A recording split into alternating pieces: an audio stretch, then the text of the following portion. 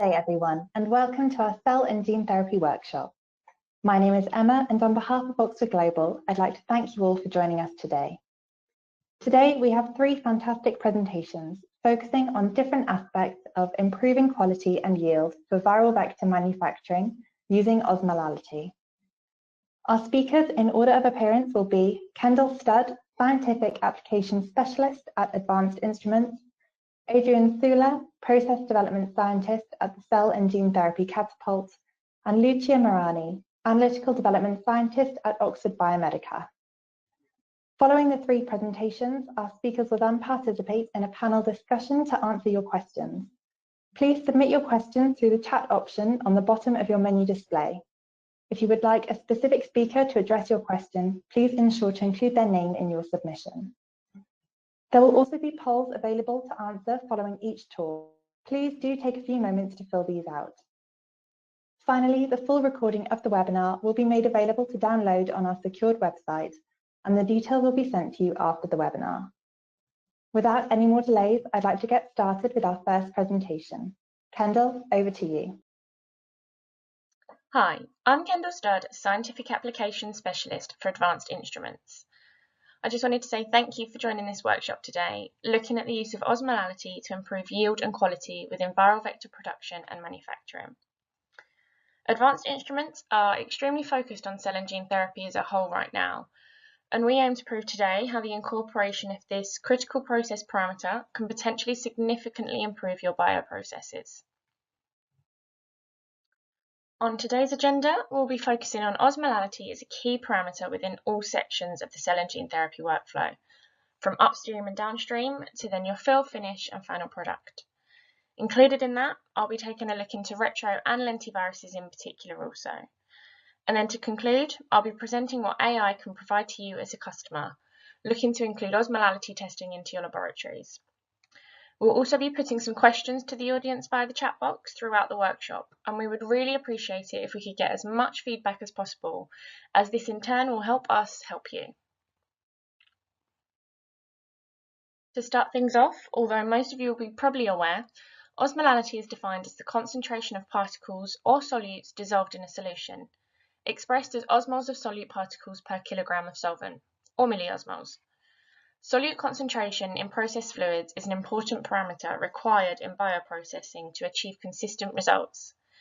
Osmolality is a measure of concentration and is therefore considered a critical quality attribute and critical process parameter in bioprocessing. Due to the measurement being dependent on mass and not volume, it is not affected by a change in the solution's temperature. Here we have a generalized overview of the cell and gene therapy workflow, with the left-hand side representing your upstream processes and the right-hand side representing your downstream processing. Osmolality really can provide a flexible parameter, giving you a robust analytical tool to help maintain that critical control over your operations. Let's get started with upstream processing applications, where you want to be optimizing those culture and media conditions, maximizing your cell health and density, and ultimately your ideal end goal of increased viral yield. As you can see in orange here, we're first of all going to be looking at media quality control.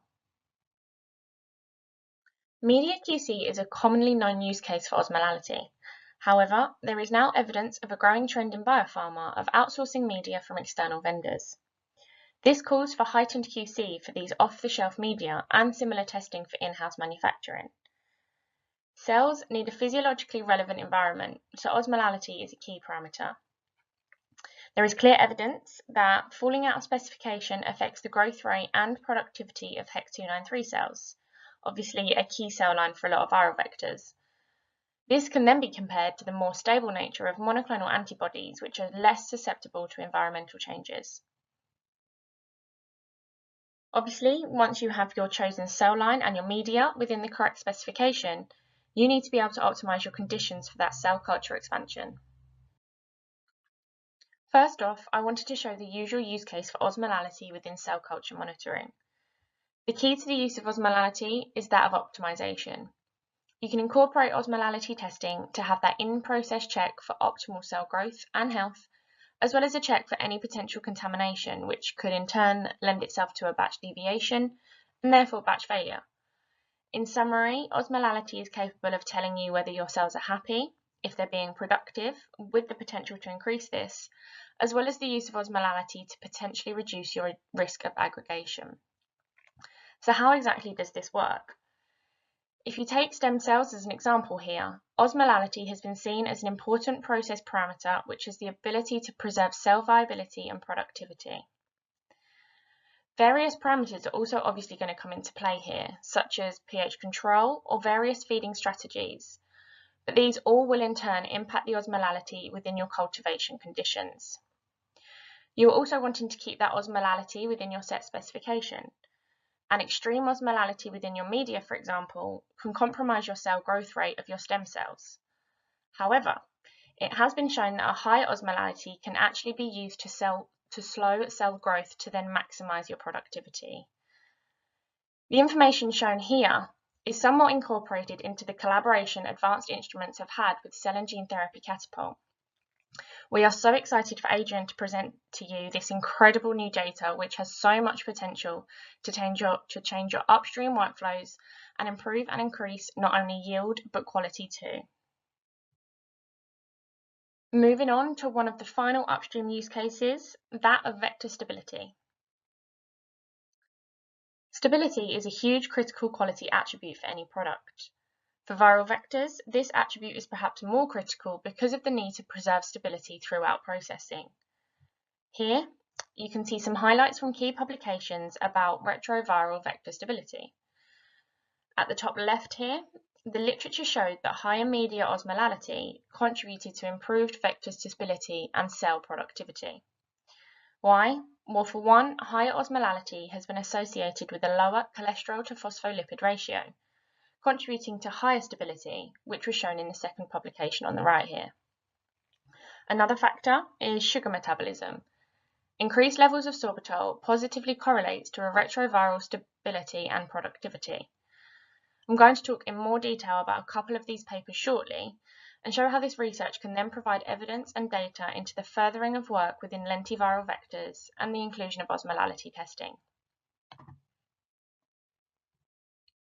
Before we jump straight into the publications though, I wanted to highlight what knowledge is currently out there surrounding osmolality and retroviruses, and then in turn lentiviruses. So lentiviruses may not be the most commonly used viral vector out there, however the numbers of companies researching and developing is growing, and we see a real interest and curiosity around this vector workspace.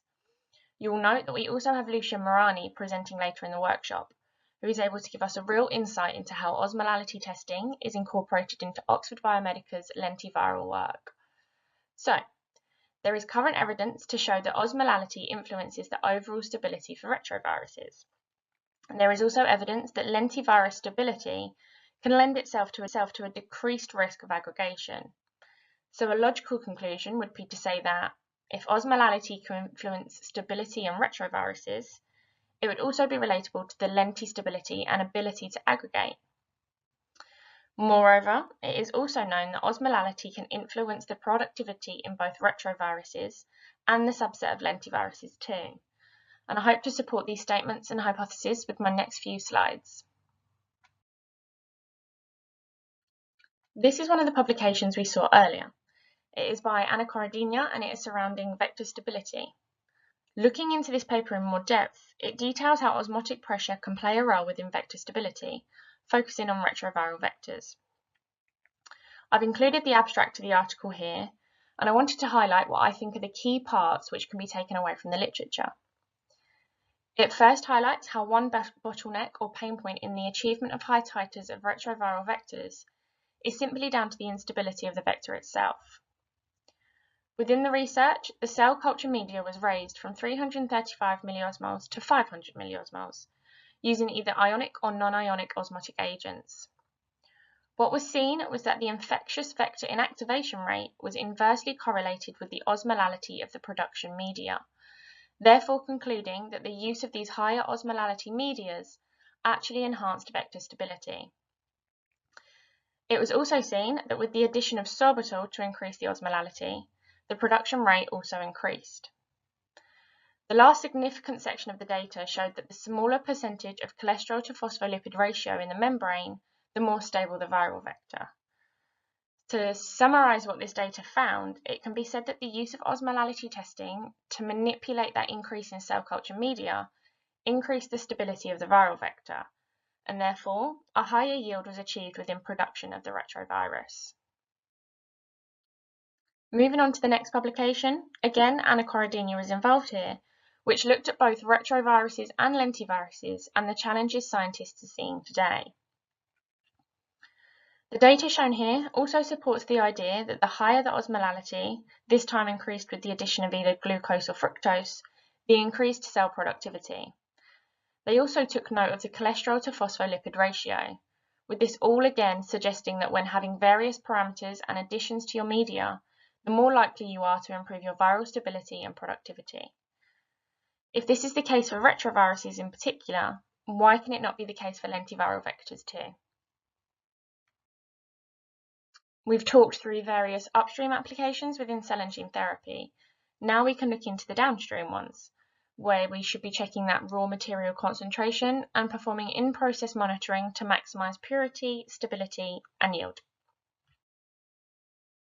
Buffer quality control can be comparable to that of your media QC use case within your upstream processing.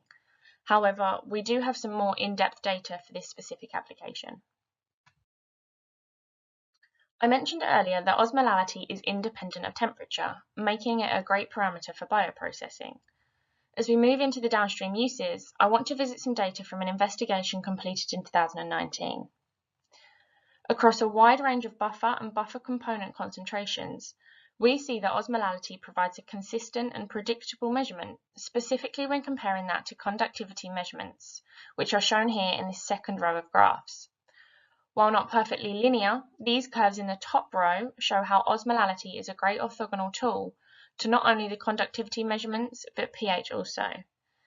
This became apparent during a recent purification study by Professor Alois Jungbauer and team from the Boku Institute in Vienna, which showed osmolality's importance as a predictive measure of protein concentration.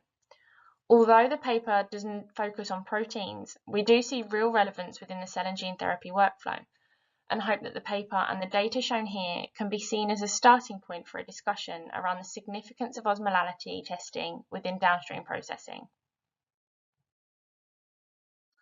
Moving further down the workflow into your filtration operations,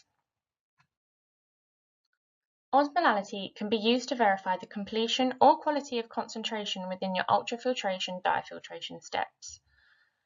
As well as verifying completion of buffer exchange, it has been suggested that osmolality can also provide information about potentially reducing the number of diavolumes within your filtration operations. If this is of interest to you, please get in touch and we can go into a little more detail regarding this specific use case.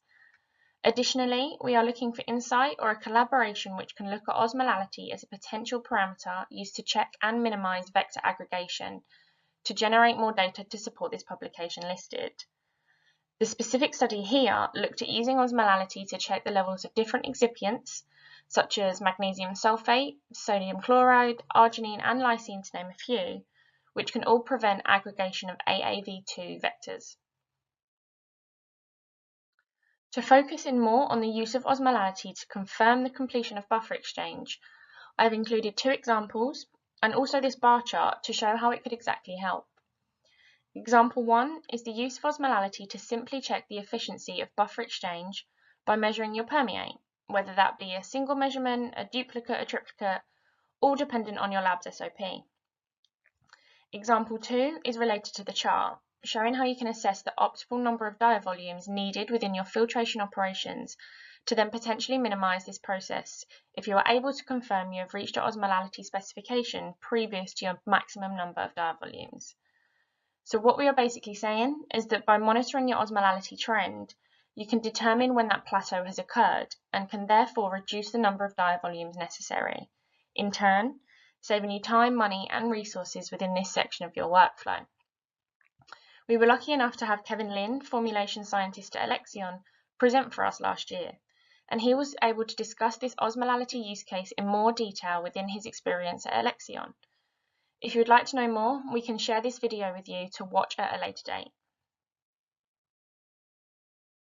And finally, looking at the fill and finish section of this workflow. Osmolality testing has long been a part of the final product release testing for therapeutics. But what are some of the other applications for osmolality within this workflow segment? I want to really focus on cryopreservation and how osmolality comes into play. Cryopreservation is meant to preserve the integrity of drug substances and their CQAs, and therefore maintain that high rate of recovery of cells post-thaw. By testing the osmolality of the cryopreserves before freezing, you can ensure the composition is correct, providing confidence in the upcoming preservation steps. By doing this, you are potentially saving you and your team time, money and effort, as you will be able to pick up on any batch deviations before it may be too late. As you all may be aware, some of the current vaccines for COVID-19 need to be stored at an ultra-low temperature to maintain integrity. This can be seen as a significant issue throughout the shipment process. However, cryopreservation may be one solution to this. As you can see from the graphic, osmolality can be applied at various times throughout the workflow, with big potential for those shipment phases. We do get questions about using freezing point depression osmometers to monitor cryopreservatives that contain ingredients like DMSO and PEG. So, can a freezing point depression osmometer actually test samples which include anti-freezing agents in their composition? This data from a recently completed study showed that our freezing point depression osmometers can successfully and precisely measure the osmolalities of these samples, looking at both commercially available and homemade solutions.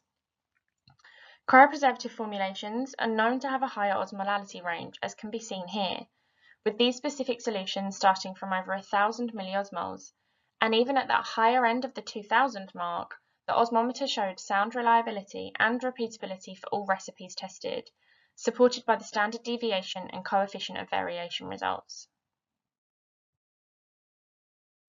We can now look at the downstream processes for lentiviruses in particular.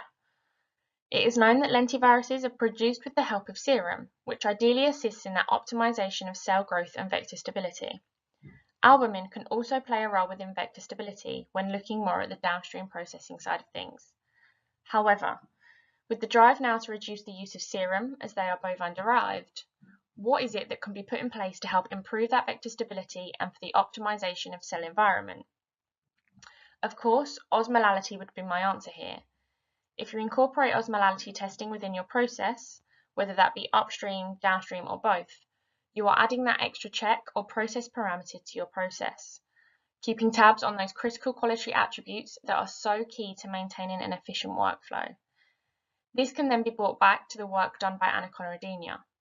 If you have that robust controlled process, you are producing more stable vectors and therefore are increasing your chances of a higher yield. I previously mentioned aggregation in one of my first slides, but here is a small extract from a website which states very directly that when including a diafiltration step to your filtration operations, it is the perfect opportunity to control your potential virus-to-virus interactions and therefore reduce the risk of aggregation previous to that sterile filtration step. If you want to optimize that step even further, it is suggested that you should not only be looking at the ionic strength and pH, both of which are obviously usual practice, you should also be looking at your osmolality of that formulation buffer. So here we have a reviewed workflow. By having that extra control over your process with the inclusion of osmolality testing, you are increasing your viral stability, reducing your chance of aggregation, and also increasing your yield. So why would you not want three things at the expense of a 90-second osmolality test? And with that concludes the run-through of osmolality applications within the cell and gene therapy workflow. I hope I was able to increase your understanding of osmolality within the more commonly known use cases, as well as bringing to your attention some potentially newer ones. We can now look specifically at what advanced instruments can provide to help. At the basic level, we can offer robust osmometers for low and high throughput workflows. Our Osmotech, as seen on the top here, is a single sample osmometer developed specifically for biotech customers. We also have its multi-sample counterpart, the Osmotech Pro, underneath, as well as our newest single sample edition, the Osmotech XT, that was launched September 2020. This specific instrument incorporates an intelligent freezing technology, allowing for the measurement of higher osmolalities up to 4,000 milliosmoles, perfect for those viscous, highly concentrated complex samples. These instruments provide the obvious osmolality testing with high accuracy and precision. But we've also incorporated many features that have been deemed important by our biotech customers. All instruments are easy to use with efficient test times and small sample sizes.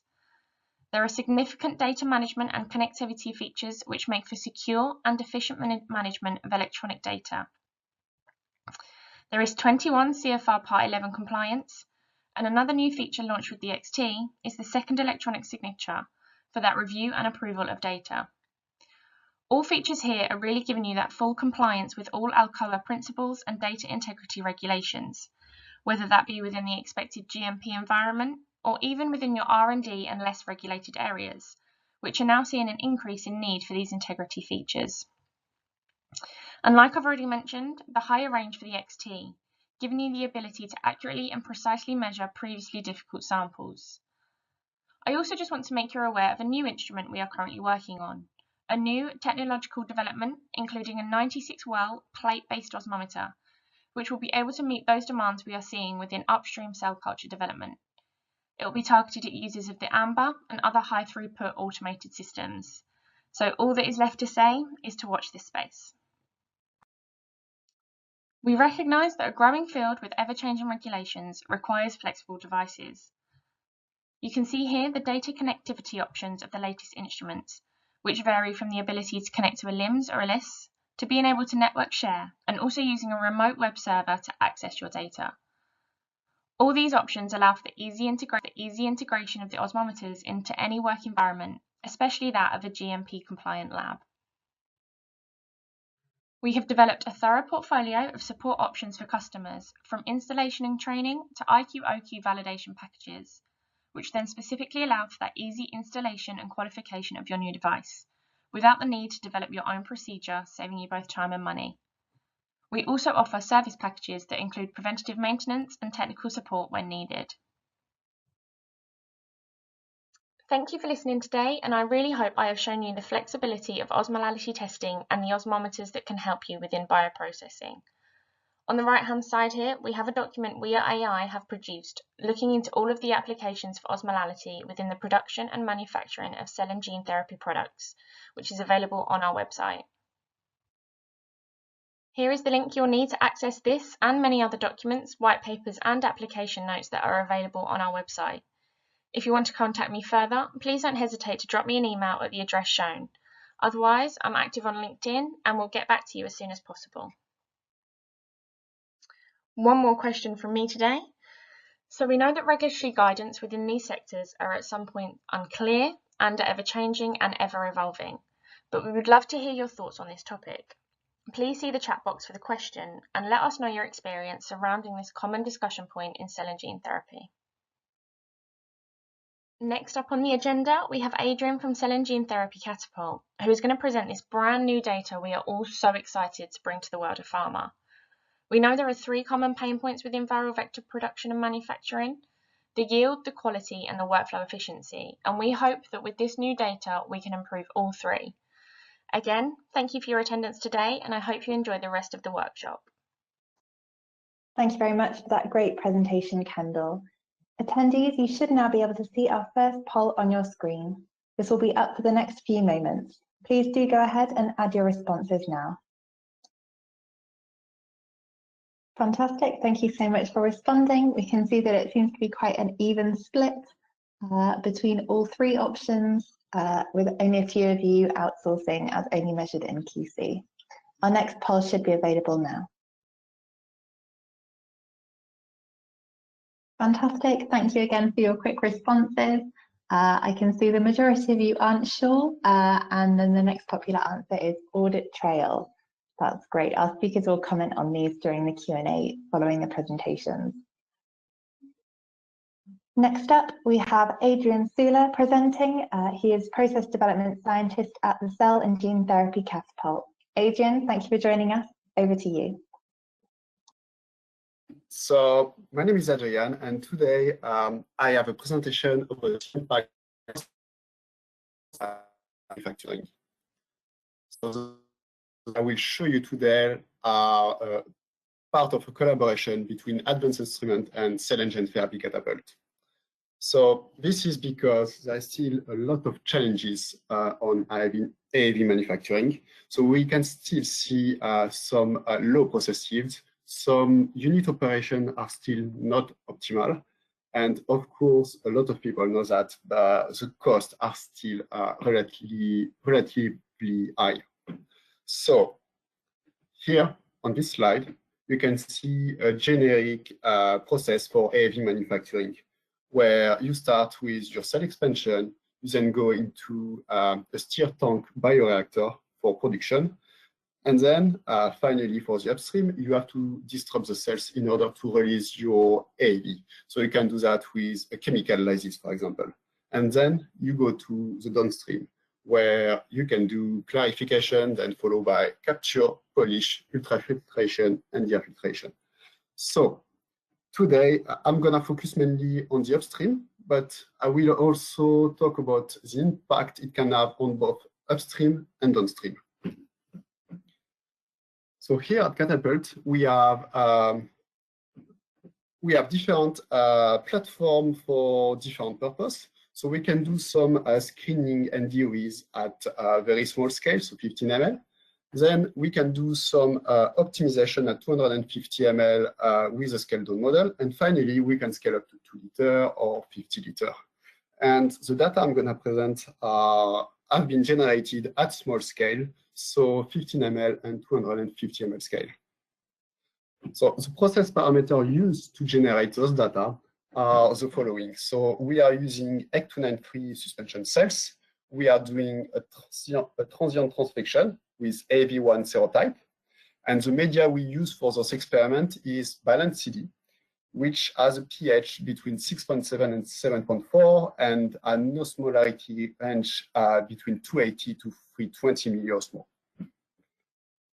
Concerning the analytics of the experiment, so we are monitoring osmolality thanks to the Osmotech Pro from Advanced Instrument.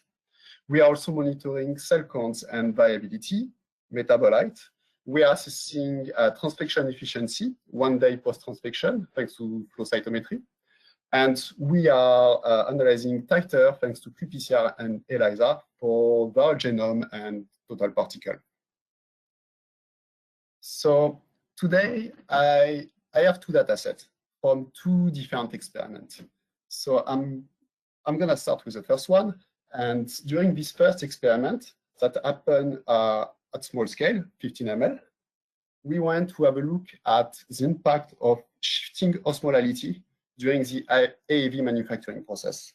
So we also wanted to have a look at the impact of using 2 ways of shifting osmolality. So using an ionic way or non-ionic way. So you can see on the slide all the conditions we use for this experiment. And basically, we fixed osmolarity at 300 milliosmol for transfection. And we did a shift at 2 different time points, 24 hours post-transfection and 48 hours post-transfection. We did this shift at 2 different set points, 400 milliosmol and 500 milliosmol. And we did exactly the same thing with both components. So sodium chloride for shifting osmolarity with an ionic way, and using sorbitol to shift osmolarity with a non-ionic way. So before going into all the results, just as a start for the experiment, so the transfection efficiency that is determined a day post-transfection was assessed before any shift in osmolarity. So we were expecting to have a similar level for all the conditions. And you can see it's around 40% transfection efficiency for all of them. So this was as expected. It's a starting point for this experiment. Before showing you all the titer, I just want to show you some trends we want to identify from the result. And I'm going to start with the difference between using a low osmolarity and a high osmolarity in the process. So what you can see is the difference between conditions from 300 milliosmol in red, 400 in in green and 500 in gray. And we can see a trend for a decrease in variability when going into high osmolarity and a decrease in cell diameter. By doing a comparison between ionic, non-ionic, and the control with no shift, what we can see is so sodium chloride in red on the bottom graph, sorbitol in green, and the control in gray. What we can see is a trend for this lower variability and a decrease in cell diameter when we use sorbitol compared to sodium chloride and the control. And I'm not showing the data on this graph, but concerning the metabolite level for all those conditions, all those comparisons, they were similar for all conditions. But having a look at the difference between shifting osmolarity at 24 hours post-transfection, at 48 post-transfection, and no shift, what we can see is like there is a trend for a decrease in lactate and ammonia accumulation when we do the shift later in the process, so at 48 hours post-transfection. So now I can show you some results about the titer, which will be of interest for most of you. So what you can see on this slide is the titer on the left for all the condition. On the right, what you can see is a specific titer for all the condition again. And what we saw was a trend for an increase in titer when we were using a shift with sodium chloride at high osmolarity, so 500 milliosmol, compared to the use of sorbitol. We also see a trend for an increase in specific titer when using the same condition, a shift with sodium chloride at 500 milliosmol compared to the control. And our conclusion for that was there was a significant increase in titer for a shift happening at 48 hours post-transfection at 500 milliosmol using sodium chloride. This compared to our control condition. So one more thing, what you can see at the bottom of this slide is we try to see if there was a trend with osmolarity at lysis compared to the titer. So we didn't see any trend between the titer we got and osmolarity at lysis and the specific titer. But if we only have a look at sodium chloride, we can see a trend for an increase in specific titer compared to the osmolarity at lysis. And what you can see on this slide, on the top, it's the conditions that had a shift at 24 hours post-transfection, and at the bottom, the conditions that had a shift at 48 hours post-transfection. And we can see a trend for an increase in specific titer when increasing osmolality using sodium chloride. We could not see any correlation for sorbitol, and we could not see any correlation with titer. It was only for specific titer. So for this experiment, finally, I want to show you something about empty-full ratio, because it's something we would like to increase in AAV manufacturing, increasing empty-full ratio. We want more full, obviously. So what you can see is at the left graph, the total particle for all conditions. On the middle one, you can see on the middle graph, what you can see is the specific total particle titer. And you can see a trend for a decrease in total particle when we shift osmolality later in the process, so at 48 compared to 24 hours. And if we combine those data with the previous data, what is interesting is we can see a trend for an increase in empty-full ratio when we shift osmolality later in the process at 48 hours. And this is what you can see on the graph on the right. So you can see an increase for from something like 10% to almost 20% in certain conditions. So after this experiment, which was a screening and very exploratory, we did an experiment, and this will be my second data set, an experiment at 250 ml scale. So this experiment was 6 vessels and 3 different conditions, so condition in duplicate. And those 3 conditions were the following. So a controlled condition with our process where we control osmolality at 300 milliosmol during the process. A second condition when we decided to shift osmolality at 500 milliosmol, 48 hours post-transfection. And finally, a last condition where the same thing, but a shift at 72 hours post-transfection. And we achieve this osmolality shift thanks to sodium chloride. And it was a feeding on the bioreactor. So it wasn't a bolus addition, it was a slow feeding of roughly 30 minutes.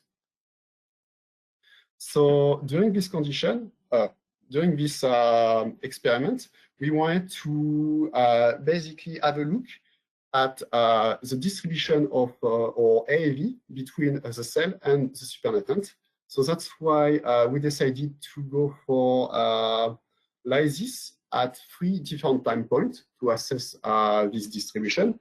And we did it at 48 hours post-transfection, 48 hours post-transfection, 72 hours, and 96 hours. So for every time point, we did 3 different samples. So first, a standard chemical lysis of the cell culture. Then just a supernatant harvest treated with nuclease. And finally, only a lysis of the cell after being spun down. And this was in order to assess overall productivity for the lysate, release of AAV for the supernatant, and intracellular AAV for the lysed pellet.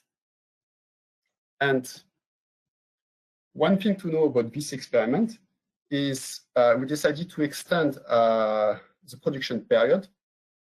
So, and we also decided to not use any feed. So this was in order to not affect osmolality and really having a look of at the impact of osmolality on our process. So because of that, we have quite poor variabilities, especially at the end of the process. And we also had a slight deviation of one of our controls. So one of our controls had a lower cell density from the beginning of the experiment. And you will see like our control is has some variability, but this can be explained because of this deviation. So concerning the titer, what you can see on this slide is from the left to the right, the 3 different time points. So 48 hours harvest, 72 hours, and 96 hours on the right. And what you can see is on the top, the 3 graphs on the top are viral particle, a specific viral particle, and on the bottom, a specific viral genome. So what is interesting is, so you can see on those graphs and the following slides, the same color code. So on in blue, it will be the control. In red, it will be the conditions that had a shift at 48 hours post-transfection. And in purple, the conditions that had a shift at 72 hours post-transfection. So on those graphs, what you can see is supernatant versus lysate. And we can see, it's quite obvious that we have more extracellular when we do a shift in osmolarity, both for the shift at 24 hours and 72 hours. And we can also see a trend for highest viral genome and viral particle, so specific viral genome and specific viral particle. So what is, I think, the most interesting is if we calculate the percentage of extracellular viral genome, this is the same color code, so for all the 3 conditions and the 3 different time points. And you can see at 96 hours, it seems that we can maximize extracellular viral genome when we have a look at the supernatant versus the overall productivity of our condition. So we are at 94, 93 hours for both conditions who had a shift in osmolality, compared to 70% for the control condition. So the variability in the control is because of the deviation I talked about. But interestingly, if we have a look at the same thing for viral particle, we have the same trend. So this time it's slightly lower in terms of extracellular viral particle. We have 84, 82% for both conditions who had a shift, compared to 61% for the control condition. But if we have a look as well at empty full ratio, what is interesting is we can see a trend for an increase in empty full ratio, having a look at empty full ratio of AAV in the supernatant. So we go to 23, 25% for condition with a shift, compared to 20% for the control condition. So all of that is still early result and quite exploratory. But we can think about the potential impact it can have on our AAV process. And basically, like we saw, like we could increase the yield of the production. And by itself, it's already like a big win, because you're gonna decrease the cost of your process. But we could also think about removing the cell disruption step, because if we get rid of the lysis, we're gonna decrease the cost. We could basically think about maximizing AAV release in the supernatant, do superharvest directly. And again, it's a decrease of the cost, but we could even like think further and get rid of the clarification, do direct capture. And in this case, we use a DSP, we reduce the time, and we reduce the cost again. So all of that is potential impact. Of course, doing some cost of goods modeling would be the best. But thinking about the solution, we only use sodium chloride in order to control the osmolality, which is cheap, an easy solution to implement. It's only a feeding. And it's also like scalable if you want to scale it to manufacturing. So thank you for listening, and if you have any question. Thank you very much, Adrian, for that fantastic presentation. Up next, we have 2 more polls for you, which should be visible now. So the first one is, what are the main challenges in your viral vector process? Fantastic. Thank you so much for providing these answers. And I can see that overwhelmingly, it seems that low or inconsistent yields are one of the most significant challenges in this process strategy. We do have a second poll following Adrian's presentation, which should be available now. Great, thank you very much, everyone. And it looks like the overwhelming answer here seems to be that most people would not consider removing the lysis step currently. So we'll now move on to our final presentation, which is from Lucia Marani, Analytical Development Scientist at Oxford Biomedical. Lucia, thank you very much for joining us, and over to you. Good afternoon, and thank you everyone for joining at the webinar today. My name is Lucia Marani, and I work as an Analytical Development Scientist at Oxford Biomedical. I'm sure you're all aware of what osmolality is and how it can be used in both the healthcare sector as well as the biopharmaceutical one. And of course, in particular today, I will be focusing on how we can use it at Oxford Biomedical for characterizing our lentiviral vectors, as well as improving the manufacturing process of them. So this is just a schematic representation of what the production process looks like for our vectors, and it can be divided into upstream processes as well as downstream processes. And so in particular, we could, for example, optimize the cell culture media, or on a later stage, find a way to use osmolality to prevent vector aggregation, increase titer, and of course, even changing the buffer formulation to better suit the end application.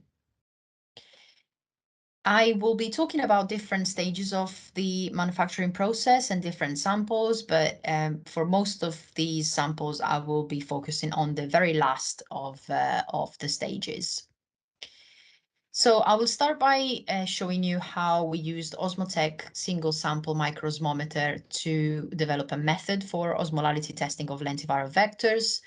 Of course, we started by performing calibration and verification of the instrument, and then we proceeded by measuring different lentiviral vector samples in order to gain an understanding of what the expected values for these samples were. And then we decided to question whether the method could be used as a stability indicating method by inducing force degradation. First by performing freeze-thaw cycles on these samples, and then by storing the samples at 37 degrees. So the recalibration matched the expected value ranges that we wanted, and of course we then selected certain standards to be within the recommended plus or minus 50 milliosmolar range from these expected values, in compliance with the US and European pharmacopoeia. And then we decided to also observe the accuracy of the measurement by performing triplicate measurements rather than just a single measurement for the samples. And of course, this led to the definition of a standard procedure and a schedule for the maintenance and calibration of the instrument. So I'll start by showing you how different manufacturing stages behaved in terms of osmolality. As you can see, there were different values obtained, and this was done as a methods precision assessment as well over 3 different days and by 2 different operators. There is a slightly higher variation when we look at one of these stages. However, this may be due to the intermediate precision measurement being slightly higher in terms of mean values compared to the previously obtained one. And at this point, it wasn't necessarily a matter of concern. It was just an initial characterization that was performed. And then we decided to perform the freeze-thaw cycles on the same samples. And this was done by thawing the samples from the normal temperature, which is -80, and then measuring for the first time after storing them again at -80 to measure a second time, and then doing the same thing for a third cycle. The pattern of the osmolality levels is quite similar, as you can notice. And just to help with that, you can see that these were the previously obtained results. So the control versus freeze-thaw cycles mean values are actually very comparable, and this was good news. However, we needed to see whether we could use this method as a stability indicating method, and therefore it was essential to look at more in depth how we could force these samples to actually degrade, and see if osmolarity would change after that. So to do this, we store the samples at room temperature for 96 hours and compare to an incubation at 37 degrees. And this was done obtaining really not really exciting results, in the sense that there wasn't much of a difference when the samples were stored in control conditions or room temperature conditions compared to 37.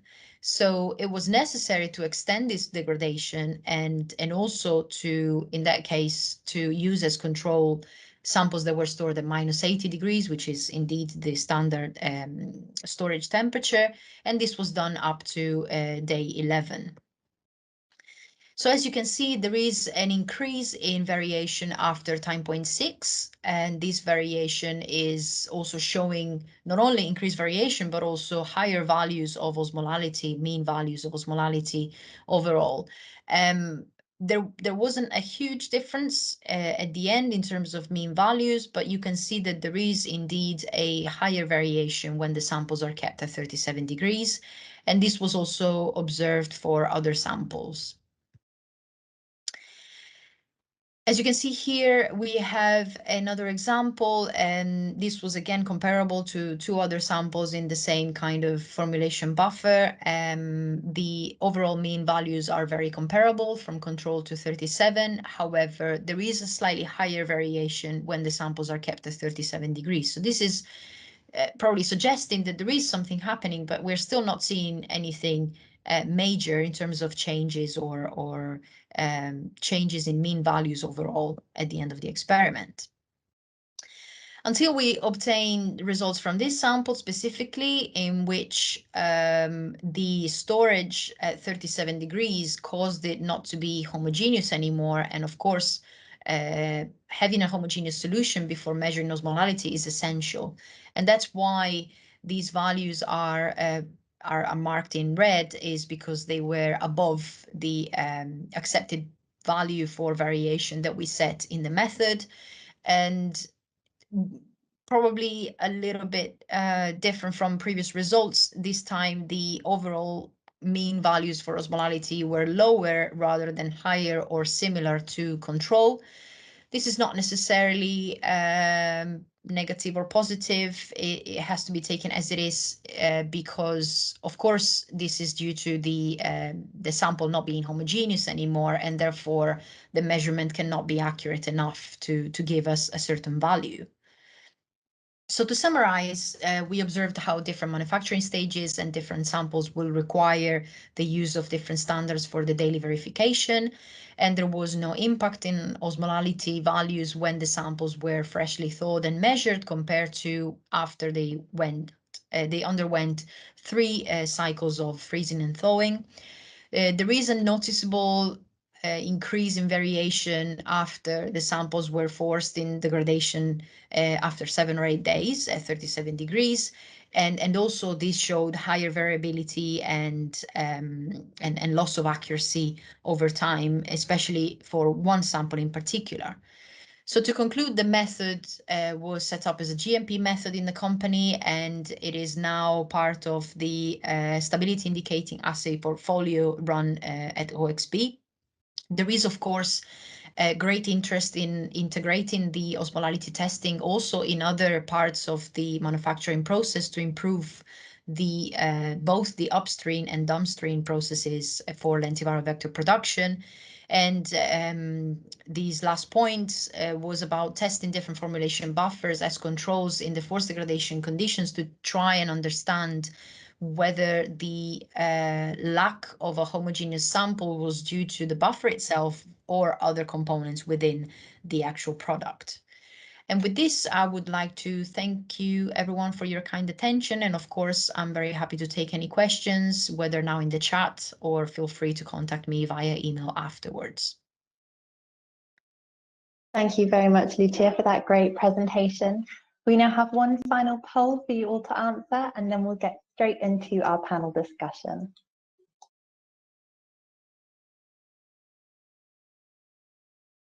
Great, thank you very much for all of those quick responses to this final poll, which was, what are the main limitations of your current test for the stability of viral vectors?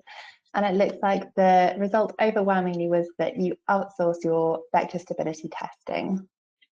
So we'll get straight into the panel discussion now. Our speakers can view all audience questions that have been sent through, and we'll read them out before providing their responses. Please do continue to send questions through using the chat feature on the platform, and the panelists will be able to incorporate these into their discussion. So thank you very much, Adrian, Kendall, and Lucia. Over to you. Thanks, Emma. I think the first question that's just come through I'm going to take. So the question is, how far off is an inline osmolality test?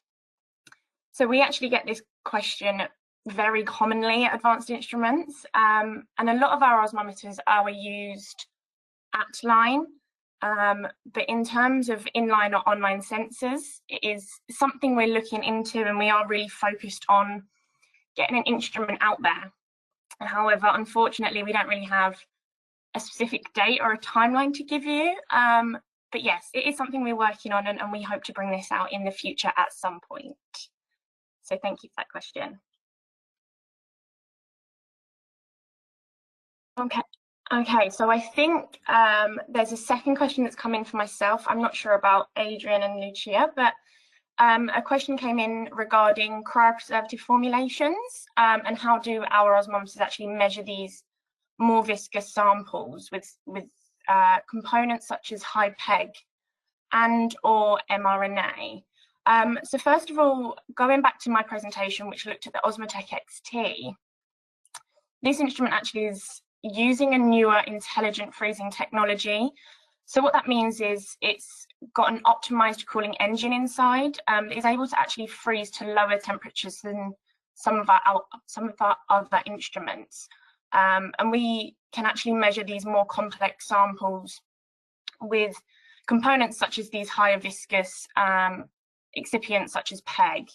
And then with regards to the mRNA, we do actually have some customers that are working with oligos and our osmometers. And they're just kind of looking to verify the concentration of the solutions that are carrying their drug product. So a couple of common use cases would be looking at kind of your buffer QC to preserve, protect your critical quality attributes of that product that's being developed. And the second one really is probably a common use case again, is that compendial release test needed to just confirm the identity and concentration of that oligo product for the safe use. So that would be my answer to that question. I'm not sure if we have questions for the other two guest speakers. We do have some further questions here. Adrian, would you like to go first with what might the outcome be for different serotypes, for example, AAV2 or AAV3, etc.? Hey, yes, sure. So for this study, the one I presented, we choose AAV1 because it's mainly 50% intracellular, 50% extracellular at the time of harvest for our process. So this is why we choose AAV1, because like it was the perfect candidate to do this type of study.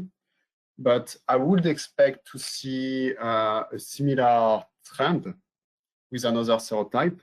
And it could be very interesting to have a look at AAV2, for example, that is mainly intracellular, and see if we could achieve one of those numbers, and maybe as well having a look at another AAV like 8 that is mainly extracellular, and see if we could basically try to reach almost everything into the supernatant. But I would expect to see like a similar trend. But of course, we have to test it. Fantastic. Thank you so much, Adrian. And unfortunately, I'm not sure if Lucia's audio will work. She will try and contribute via text, and I can read out her answers once she's able to do so. But we can get started with some further questions that we have received in the meantime. I have one for both Adrian and Lucia. So Adrian, if you're able to take this, what are your current pain points in the use of lentivirus, and how can Osmolality help your process decisions? So I'm not using lentivirus, to be honest. I'm mainly focusing on AAV. And so it's not the same system, but what, in my case, for AAV, it could be a critical process parameter, like pH, let's say. It could be something we could control in order to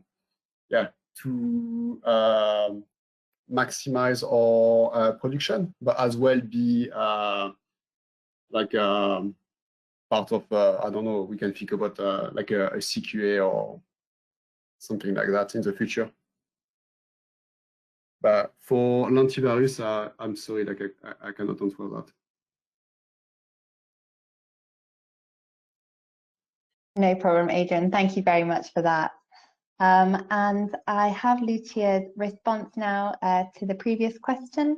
which was how laborious is osmolality testing of the vectors? And she responds, the testing procedure is very simple and requires minimal sample volumes and timing. To test one standard solution and one sample, it takes around 15 minutes.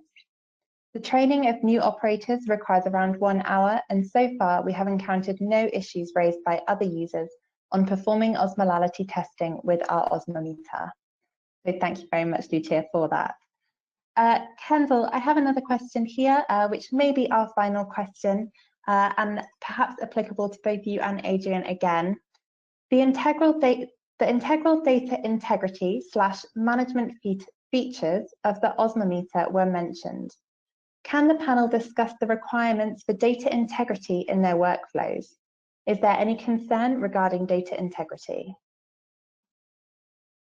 If I start this off from advanced instruments point of view, so we know that data integrity is becoming a real discussion point now with customers and laboratories. And regulations, like I said in the presentation, are ever changing. So we want our instruments to be able to keep up with these regulations, always keeping in line with the Alcoa principles, and these new developing instruments that are coming out, specifically as well with this XT and some software upgrades that we've done for previous instruments, are really keeping the osmometers in line with these ever-changing regulations and that data integrity that customers are really looking for. So I don't know if Adrian wants to take it from the lab point of view.